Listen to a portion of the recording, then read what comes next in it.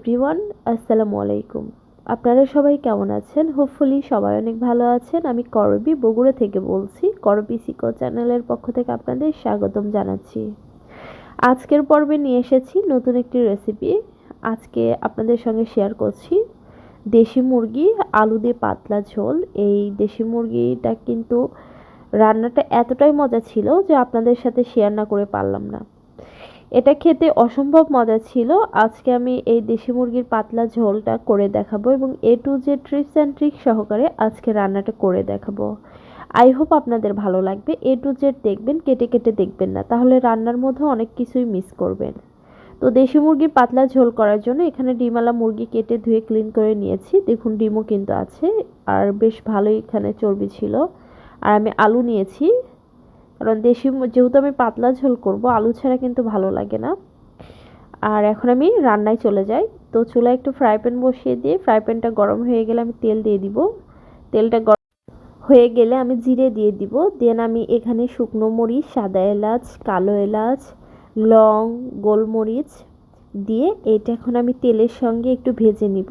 তো ভেজে নেওয়া হয়ে গেলে এখানে আমি কিছুটা পেঁয়াজ কুচি এবং কাঁচামরিচ ভেঙে দিব। দিয়ে এখন আমি লাল লাল করে এটা ভেজে নিব।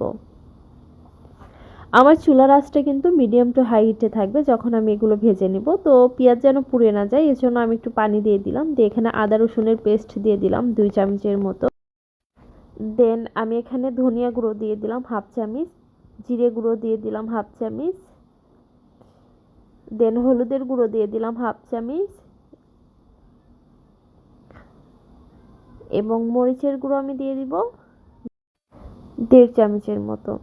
দিয়ে এখন সবগুলো মশলা উপকরণ আমি তেলের সঙ্গে কষিয়ে নিব। আপনারা যে কোনো রান্নার ক্ষেত্রে মশলাটা সুন্দর করে কষিয়ে কষিয়ে রান্না করবেন, তাহলে রান্নার স্বাদ দ্বিগুণ বেড়ে যায়। এ পর্যায়ে আমি পরিমাণ মতো লবণ দিয়ে দিলাম। আসলে আপনারা আপনাদের মুরগির মাংসের সাইজ অনুযায়ী এখানে মশলাগুলো ইউজ করবেন। তো আমার যখন মশলা থেকে উপরে তেল ভেসে আসবে তখন আমি এখানে কেটে রাখা মুরগির মাংসগুলো দিয়ে দিলাম। দিয়ে এখন আমি মশলার সঙ্গে সুন্দর করে কষিয়ে নিব। তো আমাদের মাংসটা যখন হালকা কষানো হয়ে যাবে তখন আমি এখানে আস্ত রসুন দিয়ে দিলাম 2টা। বাসায় যেহেতু সবাই রসুন খেতে পছন্দ করে, তো এখানে আমি রসুন দিয়ে দিলাম। দিয়ে মশলার সঙ্গে মাংসটা সুন্দর করে কষিয়ে নিচ্ছি। তো এ পর্যায়ে আমি একটু পানি দিয়ে দিব। দিয়ে হালকা সেদ্ধ হওয়ার জন্য সামান্য পরিমাণ আমি পানি দিয়ে দিলাম, কারণ দেশি মুরগি তো সেদ্ধ হতে একটু টাইম লাগে, যার জন্য একটু পানি দিয়ে এখন আমি ঢাকনা দিয়ে ঢেকে দিব 10 মিনিটের জন্য। 10 মিনিট পর ঢাকনা উঠিয়ে দেখি আমাদের মুরগির মাংস কিন্তু সুন্দরভাবে কষানো হয়ে গেছে আর একটু সেদ্ধ হয়েছে। তো এই পর্যায়ে আমি নেড়ে চেড়ে নিচ্ছি সুন্দর করে। তো আমি যখন মাংসটা নেড়ে চেড়ে নিচ্ছিলাম তখন অনেক সুন্দর একটা ঘ্রাণ আসছিল মাংস থেকে। এ পর্যায়ে আবার আমি ঢাকনা দিয়ে ঢেকে দিব। 2 মিনিট পর ঢাকনা উঠিয়ে মাংসটা সুন্দর করে আবারও নেড়ে চেড়ে নিচ্ছি। তো দেখুন তেল উপরে একদম ভেসে আসছে। এ পর্যায়ে এখন আমি আলু দিয়ে দিব। আলুটা দিয়ে দেওয়ার পরে হালকা নেড়ে চেড়ে নিয়ে ঢাকনা দিয়ে ঢেকে দিব আলুটা কষানোর জন্য। তো দেখুন 2 মিনিট পরে ঢাকনা উঠিয়ে দেখি আমাদের আলুটাও কিন্তু সুন্দর মতো কষানো হয়ে গেছে। তো এখন আমি সবগুলো মাংসের সঙ্গে আলুটা কষিয়ে নিয়ে এখানে আমি এখন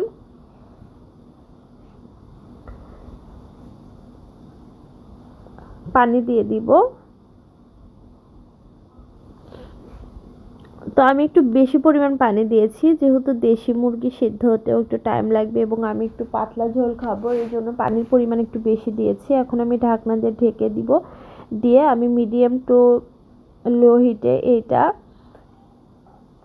15 মিনিটের মতো কুক করে নেব। তো 15 মিনিট কুক করার পরে ঢাকনা উঠিয়ে আমি কয়েকটা আস্ত কাঁচামরিচ দিয়ে দিব। কাঁচামরিচ দিয়ে দেওয়ার পরে আমি আবারও ঢাকনা দিয়ে ঢেকে দিব। তো 2 মিনিট পর ঢাকনা উঠিয়ে দেখি আমাদের রান্নাটা একদম কমপ্লিট হয়ে গেছে। এখন আমি চুলাটা বন্ধ করে একটু দমে রেখে দিব। দেন আমি এটা সার্ভ করে নিয়েছি।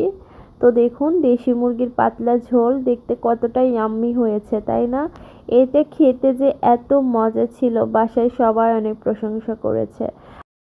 আর এই মুরগির মাংসের পাতলা ঝোলটা কিন্তু আপনারা রুটি, পরোটা, ভাত, পোলাও, খিচুড়ি সব কিছুর সঙ্গে পারফেক্টলি খেতে পারবেন, কারণ এইটা খুব মজা। তো আপনারা একদিন হইলেও বাসায় আমার মতো করে ট্রাই করে দেখবেন। আই হোপ আপনাদের ভালো লাগবে। আজকে আমার এই রেসিপি যদি আপনাদের ভালো লেগে থাকে অবশ্যই লাইক, কমেন্ট এবং বেশি বেশি শেয়ার করবেন। আর যারা এখন আমার চ্যানেলটি সাবস্ক্রাইব করেননি তারা অবশ্যই আমার চ্যানেলটি সাবস্ক্রাইব করবেন এবং পাশে রাখা বেল বাটনটি প্রেস করে দিবেন, যাতে করে আমি যখনই কোনো নতুন ভিডিও আপলোড করব সঙ্গে সঙ্গে আপনাদের কাছে নোটিফিকেশনটা পৌঁছে যায়।